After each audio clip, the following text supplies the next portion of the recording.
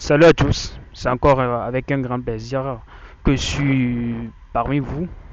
Tout d'abord, avant de commencer, je vous exhorte à vous abonner, de liker. Ça ne vous coûte totalement rien, ça ne vous coûte totalement rien de vous abonner, de liker. Moi, ça me fait du plaisir, ça me procure du plaisir et de la bonne humeur.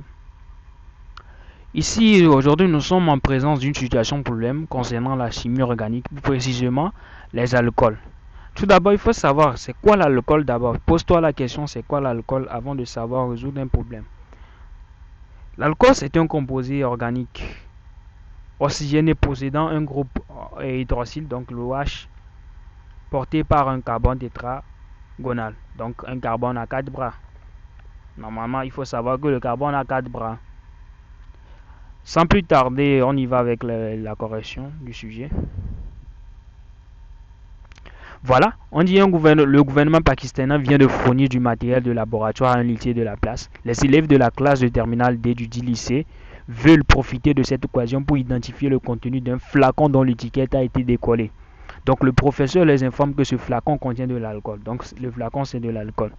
Le groupe réalise sous la supervision du professeur la déshydrogénation, le fait d'enlever l'hydrogène. Déshydrogénation, hydrogénation c'est ajouter l'hydrogène. Déshydrogénation caractéristique d'une masse M égale à 9,2 g de cet alcool. En absence d'air sur du platine maintenu à 30 degrés Celsius. Après l'analyse, il constate qu'il s'est formé de composés organiques.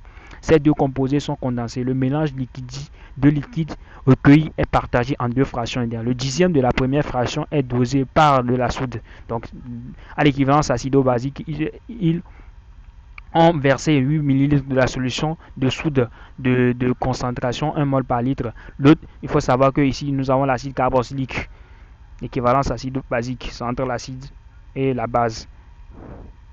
L'excès, l'autre fraction est intégralement traitée par un large excès de liqueur de Fehling. On parle de liqueur de Fehling, il faut savoir en même temps l'aldéhyde.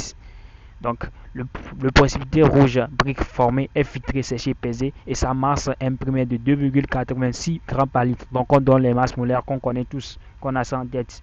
Donc, le cuivre, bon, je sais que vous n'avez pas ça en tête comme ça. Donc, ça fait si, c'est pour ça qu'on a donné. Ça donne 63,5. Donc, à partir des données ci-dessous et à l'aide d'un raisonnement logique, la consigne d'identifier la formule semi-développée, le nom du contenu du flacon. Donc sans plus tarder, on y va avec la solution. D'abord, il faut savoir, c'est une situation problème. Donc il faut chercher les questions qu'il faut se poser dans la tête. Et qu'est-ce qu'il faut voilà notre consigne et notre contrainte. Donc ici, il faut trouver la formule semi-développée et le nom de l'alcool. Donc pour cela, il faut déterminer la quantité d'acide carboxylique formée en utilisant la relation acido-basique. Donc c'est ça. Après tout, écris l'équation de la réaction observée entre la liqueur de Fehling et l'aldéhyde. La liqueur de Fehling, c'est au niveau de l'aldéhyde. Il ne faut pas oublier ça. Et si on fait l'équation, donc on peut déduire la quantité de matière de l'aldéhyde formée, évidemment. Après, de déterminer la formule, la masse molaire à partir de la conservation de l'air. Donc, on connaît la quantité d'acide, la quantité d'aldéhyde. Donc, finalement, on peut calculer la quantité, la masse molaire de notre alcool et après déduire sa formule semi-développée.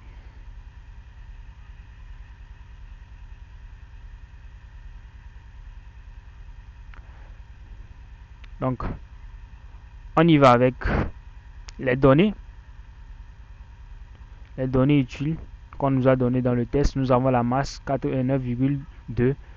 Au niveau de la première fraction, nous avons le volume ajouter le volume de la base et sa concentration. La deuxième fraction, nous avons la masse qui est de 2,96.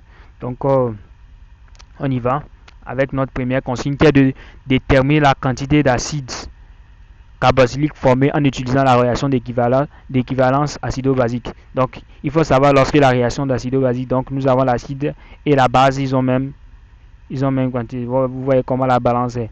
Donc, on y va. À l'équivalence acido-basique, la quantité d'acide égale à la quantité de base, ce qui veut dire que la quantité d'acide égale à CbVBE. Donc vu qu'on a utilisé le dixième de la fraction, de la première fraction, alors on a quoi? On a la quantité d'acide égale à 20 fois la quantité, 20 fois la quantité de la base. Ce qui veut dire quoi? On a utilisé une quantité la première fraction qui est égale à 1 demi. Donc on a utilisé le 1 dixième, donc 1 sur 10. Donc ça fait le 1 sur 2 fois 1 dixième. Donc ça veut donner quoi? 1 sur 20. 1 sur 20. Donc ça fait quoi? 1 sur 20, la masse de... Comme on a dit que la masse de la base égale à la masse de l'acide. Donc ça fait quoi? Ça fait 1 sur... 1 sur... Ici, bon, si on revient ici, je suis en train de vous expliquer. Donc ça fait 1 sur 20. Donc pour déterminer la quantité d'acide, donc ça fait quoi? Le 20 va venir multiplier le CBVBE. Donc c'est ça qui est en accord. La quantité d'acide égale à 20 fois la quantité de matière de la base. Donc c'est tout ce qu'il faut. Donc on connaît, ça fait 20 fois la concentration qui est 1 et le volume, il faut convertir ça en litres. Évidemment, il ne faut pas laisser ça en millilitres. Donc on a notre quantité d'acide total, hein, d'acide carboxylique, c'est total, qui est égal à 0,16 mol par 16 mol. Sorry. Donc on y va avec la question suivante. Ici, maintenant d'écrire la réaction observée avec la liqueur de Félix. Ouais, c'est la liqueur de Félix. Donc voilà notre équation qu'il faut connaître. Donc ça fait l'aldéhyde plus 2 fois QU2 CU2 plus 5 OH qui donne ça. Donc c'est tout ça. Donc on a fini de déterminer. Donc on va déduire maintenant de cette équation la quantité d'aldéhyde formée. Donc voilà c'est notre petit aldéhyde ici quelque part. Donc d'après l'équation suivante, le bilan molaire, on voit que la quantité d'aldéhyde est égale à la quantité de Cu2O, qui est égale à quoi? La masse M' sur la masse de Cu2O. Donc, vu qu'on a utilisé la seconde fraction c'est 1 sur 2. La seconde fraction c'est 1 sur 2. C'est la même chose. Donc, ça fait quoi? Ça fait 1 sur 2 de l'aldéhyde. Donc, ça fait quoi? 1 sur 2 égale à ça. Donc, l'aldéhyde égale à quoi? Total égale à quoi? 2 fois la concentration, c'est ça. Donc au final, on a notre la quantité d'aldéhyde totale égale à 0,04. C'est virgule, c'est pas point virgule, 0,04 mol. Donc on y va avec la question suivante qui est de déterminer la masse molaire à partir de la conservation de la matière. Donc ça, la quantité de matière égale à la masse sur la masse molaire, qui est la masse en grammes, la masse molaire en grammes par mol, la quantité de matière en mol qu'il faut connaître. Donc à la fin de l'oxydation, on a quoi? On a la quantité de matière de l'alcool égale à la quantité de matière de l'acide total plus la quantité de matière de l'aldéhyde. Donc ce qui veut dire que, or on sait que la quantité de matière est la quantité de matière égale à la masse sur la masse molaire. Donc or donc on peut tirer la masse molaire. Donc la masse molaire égale à quoi? Égale à la masse sur la quantité de matière. Donc c'est ça qui est égal à ça. Donc on a juste remplacé. Donc la masse qui est égale à 9,2 sur 0,16 plus 0,4 qu'on a déterminé. Passé.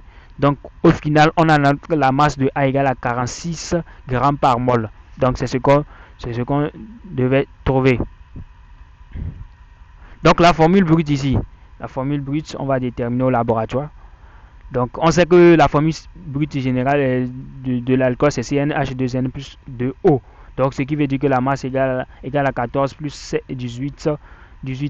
Donc on connaît la masse molaire. Donc ça fait 46. Donc 46 N égale à 2. Donc on va remplacer N ici. Donc ça nous donne C2H6O. Donc c'est notre formule brute ça. Donc on va aller avec notre question finale. La formule semi-développée et le nom. Donc c'est tout ça. C'est l'éthanol. Donc l'éthanol c'est ça. Donc ça va CH3,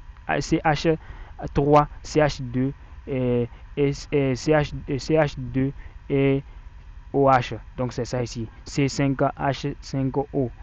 Donc c'est ça ici. Donc c'est ce qu'on devait déterminer. Nous sommes arrivés à la fin de la vidéo. J'espère bien que vous avez aimé. Si vous avez des questions, vous pouvez les mettre en commentaire. Je suis là pour vous. Merci et à la prochaine. Bye.